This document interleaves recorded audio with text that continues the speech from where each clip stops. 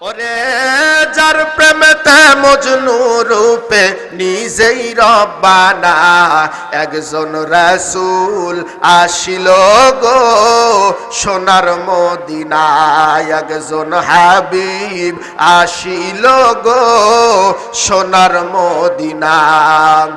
দেখে আপনার নূরের গো নবী,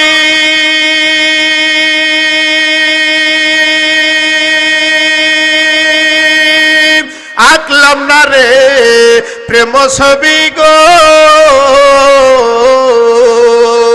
ওরে রোজ হাসরে নবী বিনে পার পাব না, একজন রাসূল আসিল গো সোনার মদিনায়, একজন হাবিব আসিল গো সোনার মদিনা। একবার জোরে বলা যাবে কি মারহাবা। আসসালাতু খায়রুম মিনান নাওম।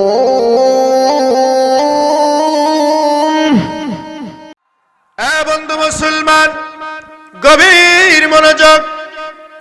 আল্লাহর নবীর ভালোবাসার কথা এখন আমি আপনাদেরকে একটি উদাহরণের মাধ্যমে বুঝাই।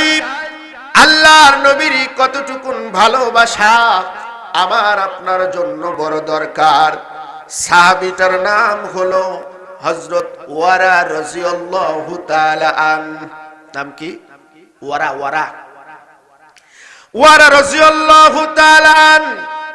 এই ওয়ারার বাড়ি হলো মদিনায়, মসজিদ নববী থেকে বেশ খানিকটা দূরে বাড়ি। এই ওয়ারার ঘরের মধ্যে একটা বিবি আর একমাত্র একটা সন্তান রয়ে গেছে। মুরব্বি উঠে যায় কে? হ্যাঁ, আসতেছে। আচ্ছা, না আমি তো মনে করছি যে খালি মিস কল যুবক গারে আসে, মুরব্বি গারে মিস কল আসেনি তো আবার।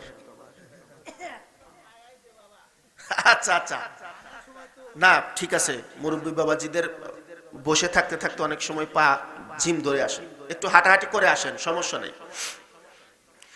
বন্ধু মুসলমান, তাহলে ওয়ারার ঘরে সন্তান কয়টা?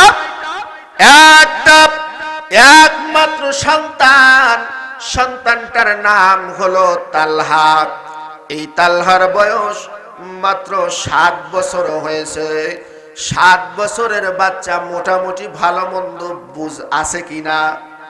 মোটামুটি ভালো মন্দ কিছু বুঝে। আমার সাথে একটু হাহু করেন, কারণ আপনারা যদি হাহু না করেন তাহলে মনে করবেন যে ওয়াজ ভালো লাগতেছে না।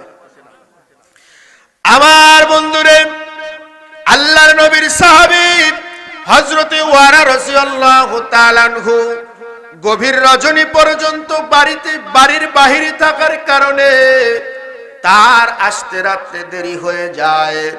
ওয়ারার বিবি সন্তান তালহাকে ডাক দেয়া বলে, আব্বা গো, ও বাবা, ও আমার প্রাণের সন্তান, রাত্র গভীর হয়ে গেছে, রাতের খাবারটা তুমি খেয়ে নাও।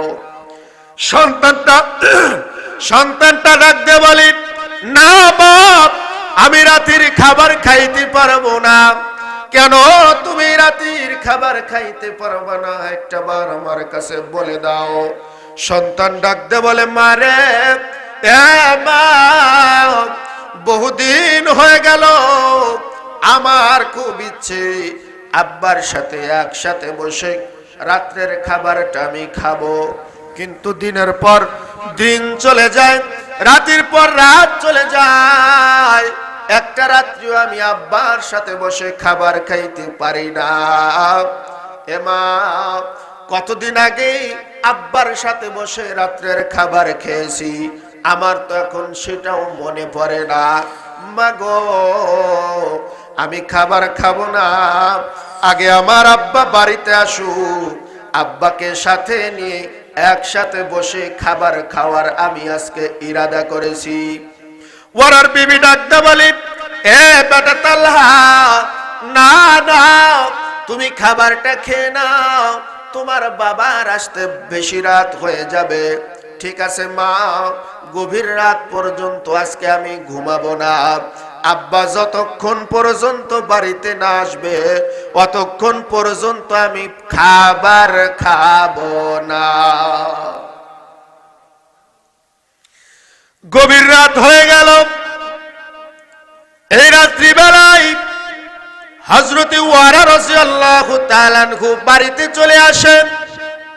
আসার পরে ডাকতে বলে, আব্বা এতটা রাত হয়ে গেল, আপনি বাড়ির বাহিরে ছিলেন। ওরা ডাকতে বলে, বেটারে বেটারে এত রাত পর্যন্ত তুমি কেন জায়গা চাও? তাড়াতাড়ি আসো, ঘুমাতে হবে।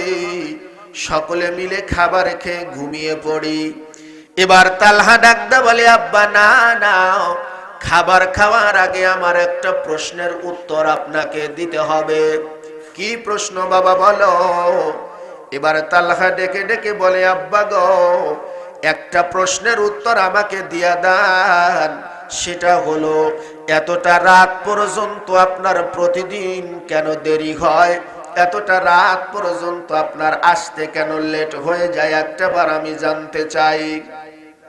ওরা ডাকতে বলে, বেটারে আমি আমার জানের নবী, আমার প্রাণের নবী, আমার নূরের নবীর পিছনে নামাজ আদায় করার জন্য সেই দুপুর বেলা খাওয়া দাওয়া শেষ করে বের হয়ে যায়। আসর মাগরিব ঈশা তিনটা ওয়াক্তের নামাজ পড়ে তারপরে আমি বাড়িতে আসি। মসজিদে নববী থেকে বাড়িতে আসতে আসতে আমার বড় দেরি হয়ে যায়। সন্তান ডাকতে বলে, বাবা এত রাত পর্যন্ত দেরি হয়?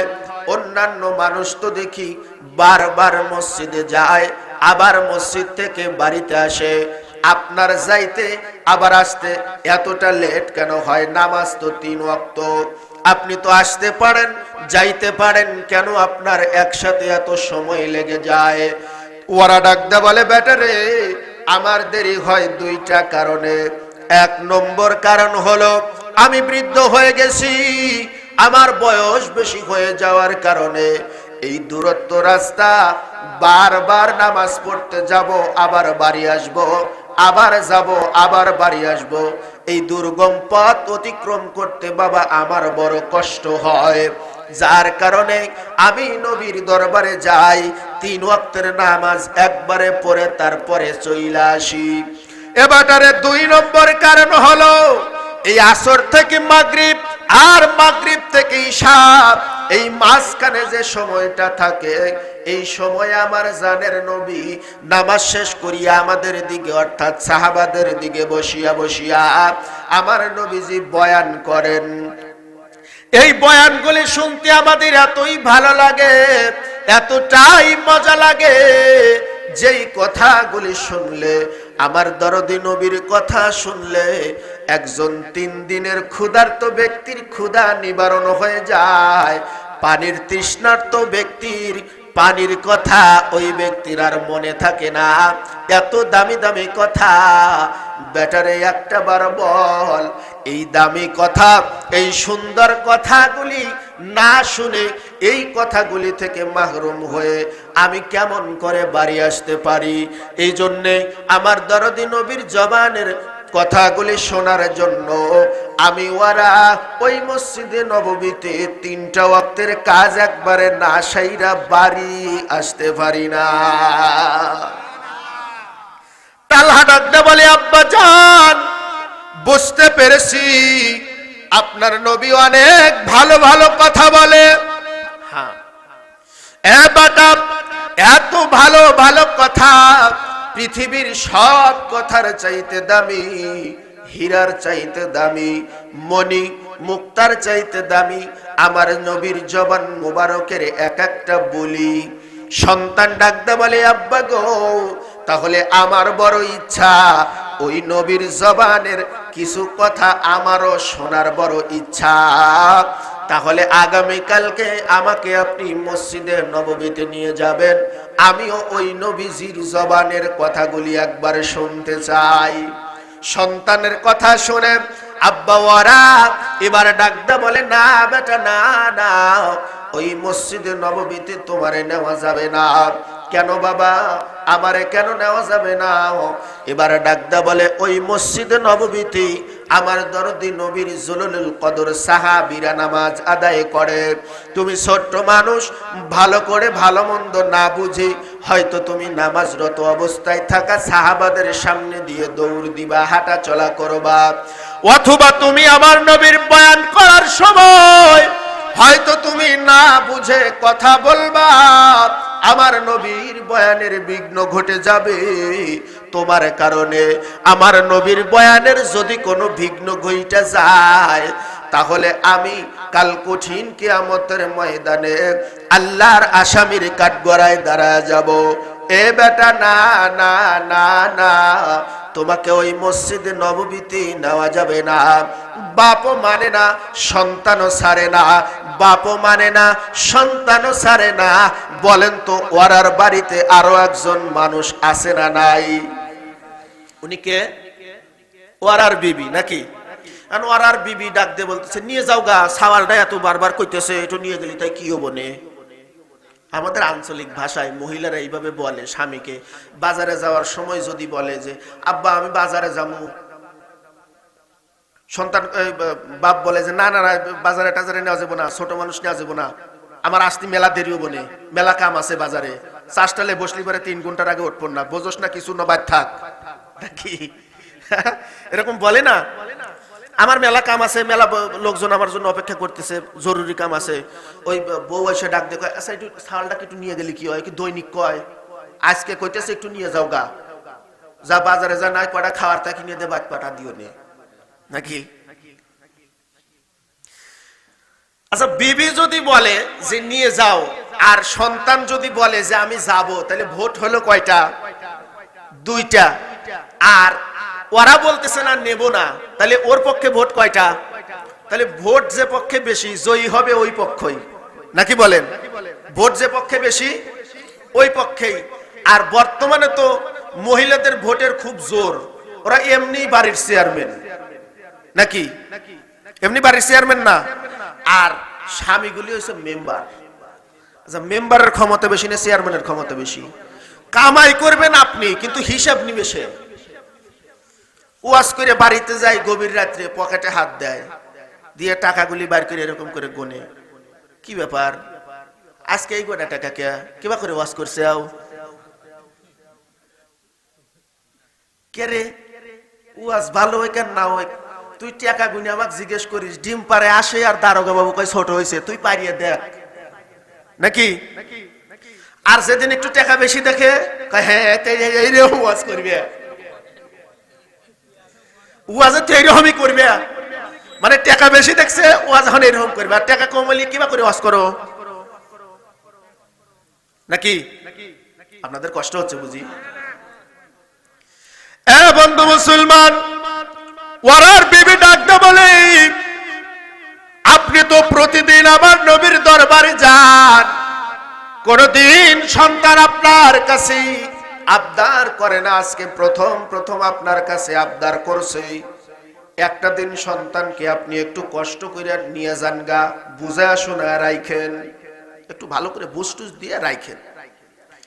ওরা দেখলো বিবিও যখন সন্তানের পক্ষ নিছে, এখন আর আমার কিছু করার নাই, উপায় না পেয়ে পরের দিন সন্তান তালহাকে সঙ্গে করে নিয়ে আমার নবীর দরবারে উপস্থিত হয়ে গেছে। জোরে বলেন, আমার নবীর দরবারে যাইয়া উপস্থিত, মসজিদে নববীতে উপস্থিত। কিন্তু ওই দিন হযরতে ওয়ারা রাদিয়াল্লাহু তাআলা আনহু মসজিদে নববীতে যাইতে একটু দেরি করলেন, ধীরে ধীরে ধীর গতিতে গেলেন, যেন সামনের কাতারে জায়গা না পাওয়া যায়। সন্তান সাথে আছে, সামনের কাতারে বসলে ডিস্টার্ব হওয়ার সম্ভাবনা আছে। অতএব ছোট্ট ছোট্ট বাচ্চাগুলিরে পিছনের কাতারে রাখা দরকার, কথা ঠিক না? আমাদের সমাজের মানুষেরা ছোট্ট ছোট্ট বাচ্চাগুলিকে জুমার দিন সকাল সকাল তাড়াতাড়ি রেডি করে সন্তানগুলিকে জুমার নামাজ পড়তে পাঠায় দেয়। দাদা যাও গা, নামাজ পড়ে এসো, আজকে না শুক্রবার। আর বাবাই সুন্দর করে কাজে কর্মে ব্যস্ত থাকে, না হয় বাজারে চলে যায়, আড্ডায় যায়, কাজে কর্মে ব্যস্ত থাকে, বাবা কাজ করে, আর ছোট্ট বাচ্চাটাকে মসজিদে দিয়ে দেয়, যা নামাজ পড়স আর না পড়স অন্য গারের নামাজগুলো নষ্ট করি আইগা। ছোট বাচ্চারা মসজিদে আসলে কথা বলে না। যদি জিজ্ঞাসা করা হয় তুমি নামাজে যাও না, এই ছোট্ট বাচ্চাটাকে মসজিদে পাঠাও, নামাজ তো পড়তে দেয় না। ও জিলাপি তোমরা একলাই খাবে, খিচুড়ি গুলো একলাই নিবে, আমার ছাওয়াল একটু গ্যাসে কটা খিচুড়ির লেগে কি বলে, কি বলে না?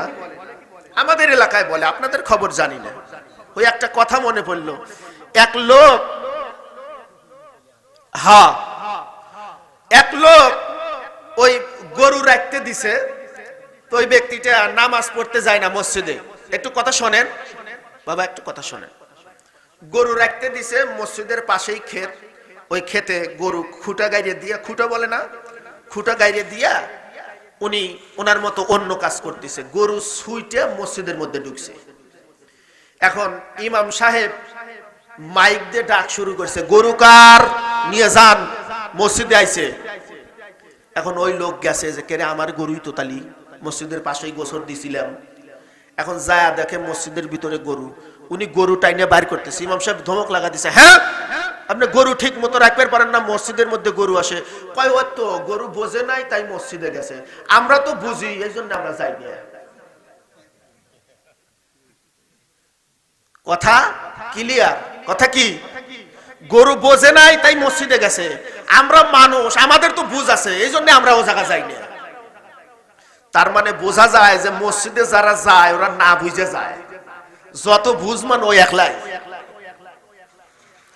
এবং মুসলমান হযরতে ওয়ারাব রাদিয়াল্লাহু তাআলা আনহু সন্তানটাকে নিয়ে পিছনের কাতারে বসে গেছে। নামাজ শেষ হয়ে গেল, আমার দরদি নবী বয়ান করার জন্য সাহাবাদের দিকে মুখ ফিরে বসে গেছেন। আমার দরদি নবী বয়ান করতেছেন, সকল সাহাবারা মনোযোগ দিয়ে শুনতেছেন, ওরাও শুনতেছে, ওরার সন্তান তালহাও শুনতেছেন। তদানীন্তন সময়ে আমার দরদি নবীর কিছু সাহাবা ছিল, বিশেষ করে হযরত ওমর রাদিয়াল্লাহু তাআলা আনহু, হযরতে আলী রাদিয়াল্লাহু তাআলা আনহুর মতো বড় বড় পালোয়ান। পালোয়ান না তারা? অনেক শক্তি ছিল নাকি বলেন?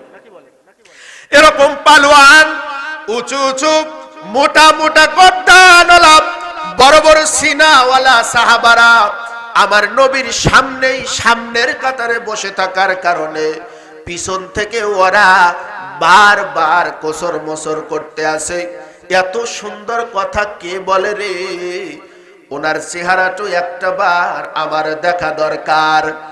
বারবার চেষ্টা করার পরেও ওই যে মোটা মোটা গর্দান আর বিশাল বিশাল সিনাওয়ালা উঁচু উঁচু সাহাবী সামনে থাকার কারণে ছোট্ট বাচ্চা ওয়ারার পিছন, ছোট্ট বাচ্চা তালহার পিছনের কাতার থেকে আমার নবীকে দেখা প্রায় অসম্ভব হয়ে গেছে।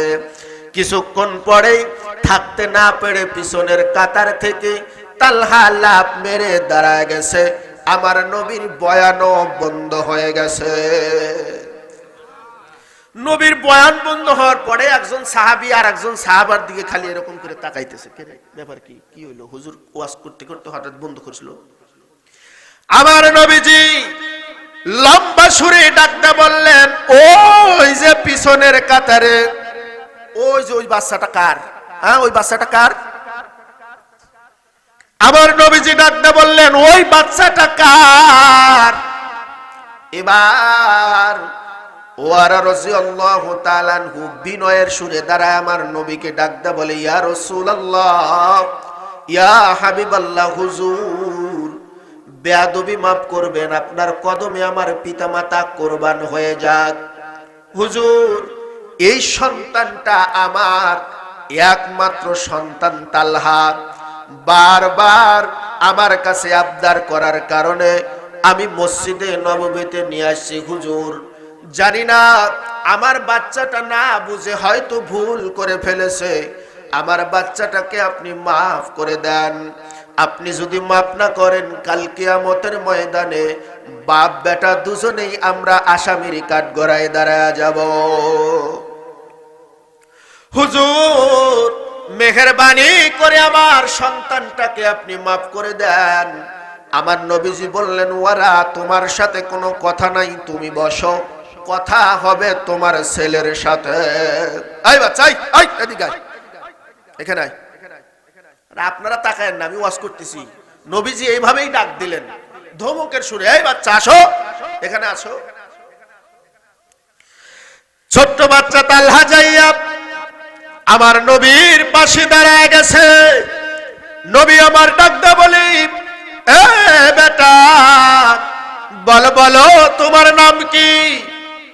বাচ্চাটা ডাকদা বলে, ইয়া রাসূলুল্লাহ, ইয়া হাবিবাল্লাহ, হুজুর, আমি হলাম তালহা, আমার আব্বার নাম হলো ওয়ারা, তালহা ইবনে ওয়ারা। আমার দরদি নবী বললেন, বেটারে, পিছনের কাতারে বসে থাকতে থাকতে হঠাৎ করে তুমি কেন দাঁড়ায় গেলা? আমার আলোচনার মনোযোগ কেন নষ্ট করলে? একবার জবাব দাও। ছোট্ট বাচ্চা তালহা মিষ্টি মিষ্টি সুরে আমার নবীর কানের কাছে মুখটা নিয়ে ডাক দে, বলে, ইয়া রাসূলুল্লাহ, ইয়া হাবিবাল্লাহ, হুজুর, ওই পিছনের কাতারে থেকে আমি আপনার কথাগুলি শুনতেছিলাম, আপনার কথাগুলি মুক্তোর দানার মতো ঝরতেছিল। এই আওয়াজটা আমার কানের মধ্যে যাওয়ার পরে আমি ওয়ারার বড় ভালো লাগতেছিল, বড় মজা লাগতেছিল।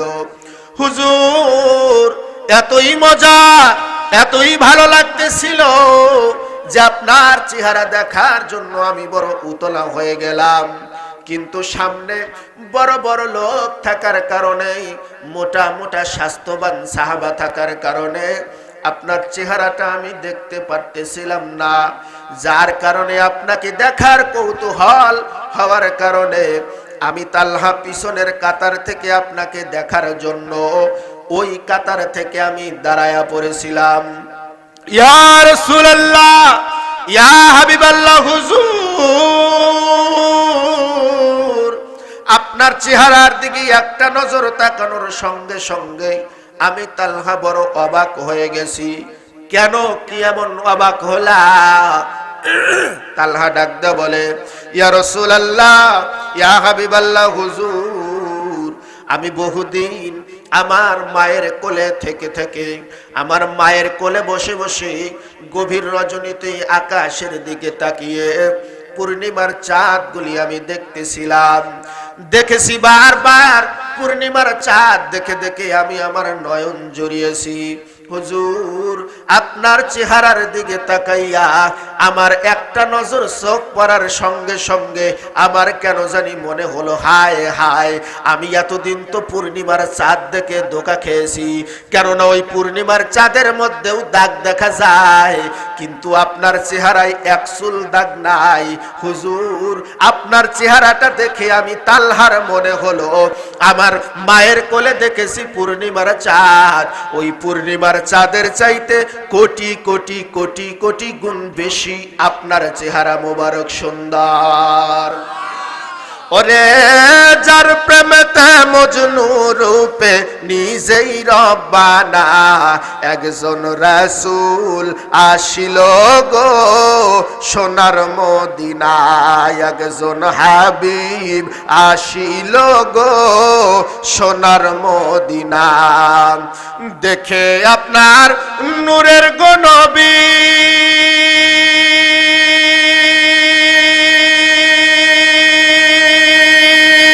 আঁকলাম না রে প্রেম ছবি গো, ওরে রোজ হাসরে নবী বিনে পার পাব না, একজন রাসূল আসিল গো সোনার মদিনায়, একজন হাবিব আসিল গো সোনার মদিনা। একবার জোরে বলা যাবে কি মারহাবা? এ বন্ধু মুসলমানেরা আমার, আল্লাহর দরদি নবী, আমার জানের নবী, আমার প্রাণের নবী তালহার এই কথাটা শোনার পরে ডাক দে বলতেছে, বেটা রে আর কিন্তু তুমি দাঁড়ায়ও না, তুমি আমার সামনে বসে বসে আমার বয়ানগুলি শোনো। এবার তালহা ডাক দে বলে, ইয়া রাসূলুল্লাহ, ইয়া হাবিবাল্লাহ, হুজুর আমার আরো একটা কথা আছে। কি কথা বেটা বলো? এবার ডাক দে বলে, হুজুর আমার যেই কথাটা আছে সেই কথাটা হলো, আপনার এই নুরানি চেহারা মোবারক দেখার সঙ্গে সঙ্গে আমি তালহা আপনি নবীরে বড় ভালোবাসা ফালাইছি। হুজুর আপনাকে আমি বড় মোহাব্বত করে ফেলেছি, আপনাকে বড় ভালোবাসা ফালাইছি। আমার দরদি নবী বলে, তাই নাকি? এ বেটা তুমি আমারে ভালোবাসাও সত্যি নাকি? ছোট্ট বাচ্চা ডাক দে বলে, ইয়া রাসূলুল্লাহ, ইয়া হাবিবাল্লাহ, সত্যি সত্যি আমি আপনারে বড় ভালোবাসা ফালাইছি। কতটা ভালোবাসাও? ডাক দে বলে, হুজুর এই জগতে আমার একমাত্র মা আর আব্বা ছাড়া দুনিয়াতে আমার আর কেউ নাই। আমি আমার মাকে, আমি আমার আব্বাকে বড় ভালোবাসি। ওদেরকে আমি যত ভালোবাসি তার চাইতে হাজার হাজার লক্ষ লক্ষ গুণ বেশি ভালো নবী আমি আপনারে ভাইসে ফালাইছি।